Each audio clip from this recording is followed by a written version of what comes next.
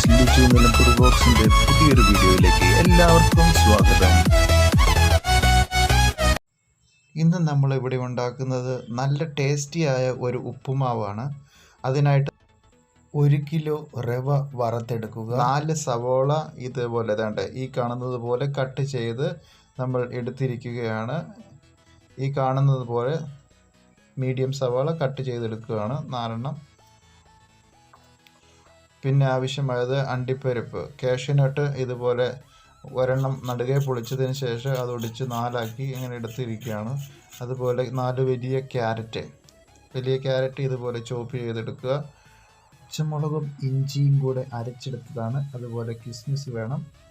നമ്മളൊരു പാത്രം അടുപ്പത്ത് വെച്ച് ചൂടായി ഇതിന് ശേഷം അതിനകത്തേക്ക് നമ്മൾ നെയ്യ് ഒഴിച്ചു കൊടുക്കുക. 100 ഗ്രാം നെയ്യ് ഒഴിച്ചു അത് ചൂടായി അതിന് ശേഷം കടുക് അതിനകത്തേക്ക് ഇട്ട് പൊട്ടിയതിന് ശേഷം നമ്മൾ ഉഴുന്ന് പരിപ്പ് അതിനകത്തേക്ക് ഇട്ട് കൊടുക്കുക കുറച്ച്. അത് കഴിഞ്ഞ് അതിനകത്തേക്ക് നമ്മുടെ എടുത്തു വച്ചിരിക്കുന്ന കിസ്മിസ് ഉണക്കമുന്തിരി ഇട്ട് മൂപ്പിച്ചെടുക്കുക. ശേഷം അത് ഒന്ന് മൂത്ത് വരുമ്പോൾ അത് നമ്മൾ വീർത്ത് വരുമ്പോൾ നമ്മൾ സവാള അരിഞ്ഞത് അതിനകത്തേക്ക് ഇട്ട് കൊടുക്കണം. അത് പാകമായിട്ടുണ്ട്. അതേതാണ്ട് ഇത് കാണുന്നില്ലേ, ഈ കാണുന്നത് പോലെ നമുക്ക് അത് കണ്ടോ വീർത്ത് വരും. കരിഞ്ഞു പോകരുത്.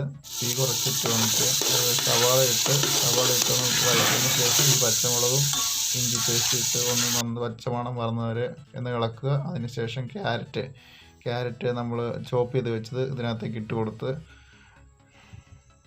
ഒന്ന് ഇളക്കി യോജിപ്പിക്കുക. അതുപോലെ 4 ഏത്തക്ക നടുകെ കീറി നമ്മൾ അരിഞ്ഞെടുത്തതാണ്. ഇതേപോലെ ഇച്ചിരി വലിപ്പത്തിൽ അരിഞ്ഞെടുത്ത് നമ്മൾ അതിനകത്തേക്ക് ഇട്ട് കൊടുക്കുക. പിന്നെ ആവശ്യത്തിന് ഉപ്പും കൂടെ ചേർക്കുക.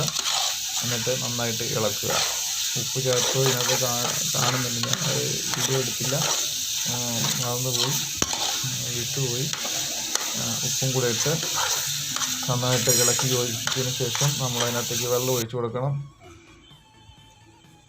ഈ കാണുന്ന പാത്രത്തിൽ 2 പാത്രം വെള്ളമാണ് ഒഴിക്കേണ്ട. ഞാൻ ആദ്യം ഒരു പാത്രം ഒഴിച്ചു, ശേഷം ഒരു പാത്രം കൂടെ വെള്ളം ഒഴിച്ചു കൊടുത്ത് അത് ഇച്ചിരി കറിവേപ്പിലയും കൂടി ഇട്ട് കൊടുക്കുക. കറിവേപ്പില ഇട്ട് കൊടുത്ത് അത് തിളയ്ക്കുന്നത് വരെ നമുക്ക് വെയിറ്റ് ചെയ്യാം. തീ ഇച്ചിരി കൂട്ടിയിട്ട് കൊടുത്ത് തിളപ്പിച്ചെടുത്തതിന് ശേഷം നമ്മൾ തീ കുറച്ച് വെച്ചതിന് ശേഷം ഈ വറുത്ത് വെച്ചിരിക്കുന്ന അതിനകത്തേക്ക് കുറച്ച് ഇട്ട് നന്നായിട്ട് ഇളക്കി യോജിപ്പിക്കുക. ഈ ഇളക്കി ആക്കുമ്പോൾ എല്ലാം അതിനകത്തേക്ക് യോജിക്കണം. അതുപോലെ നന്നായിട്ട് ഇളക്കണം. ഈ കുറച്ചിട്ടതിന് ശേഷം നന്നായിട്ട് ഇളക്കി യോജിപ്പിച്ച് കട്ടയില്ലാതെ അത് യോജിപ്പിച്ചെടുക്കണം. കട്ട കെട്ടാൻ പാടില്ല. കട്ട കെട്ടിയാൽ അത് നമ്മൾ കഴിക്കുന്ന നേരത്ത് വേകാതെ വെളുത്തിരിക്കും. അതുകൊണ്ട് ഇളക്ക് ഒരു കാരണവശാലും കുറയ്ക്കരുത്. നന്നായിട്ട് നല്ല തവി വെച്ച് ഇളക്കി യോജിപ്പിക്കേണ്ടതാണ്. പിന്നെ ഈ റവ ഇടുന്നതിന് മുമ്പ് തന്നെ നമുക്ക് അതിനകത്ത് വെള്ളം ഒഴിച്ചതിന് ശേഷം നന്നായിട്ട് ഒന്ന് തിളച്ച് വരുമ്പോൾ അതിൻ്റെ ഉപ്പൊക്കെ ഒന്ന് നോക്കണം. ഉപ്പ് നോക്കിയിട്ട് കറക്റ്റ് ഉപ്പാണോ എന്ന് നോക്കിയിട്ട് വേണം റവ ഇട്ട് കൊടുക്കാൻ. ഉപ്പ് കൂടുകയും ചെയ്യരുത്.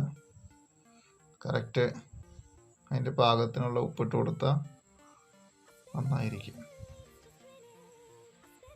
ഇതുപോലെ കട്ടയില്ലാത്ത പോലെ ഇതേപോലെ ഇളക്കിയെടുക്കുക. ഓരോ സൈഡ് വകഞ്ഞ് മുഴുവനായിട്ട് ഇളക്കി യോജിപ്പിക്കുക. ഇത് വളരെ ടേസ്റ്റി ആയിട്ടുള്ള ഒരു റെസിപ്പിയാണ് കേട്ടോ. എല്ലാവരും വീട്ടിൽ ട്രൈ ചെയ്ത് നോക്കുക. നല്ല ടേസ്റ്റാണ്. ഇതിൻ്റെ ഒപ്പം കറികളൊന്നും വേണ്ട. നമുക്ക് ഇതുപോലെ തന്നെ എടുത്ത് കഴിക്കാവുന്നതാണ്. രാവിലെ പ്രഭാത ഭക്ഷണത്തിന് നല്ലൊരു വിഭവമാണത്. അപ്പോൾ എൻ്റെ വീഡിയോ ഇഷ്ടമായ നിങ്ങൾ എൻ്റെ ഈ ചാനൽ സബ്സ്ക്രൈബ് ചെയ്യുക, ലൈക്ക് ചെയ്യുക. പിന്നെ നിങ്ങളുടെ അഭിപ്രായങ്ങൾ കമൻറ്റ് രൂപത്തിൽ രേഖപ്പെടുത്തുക. Thank you.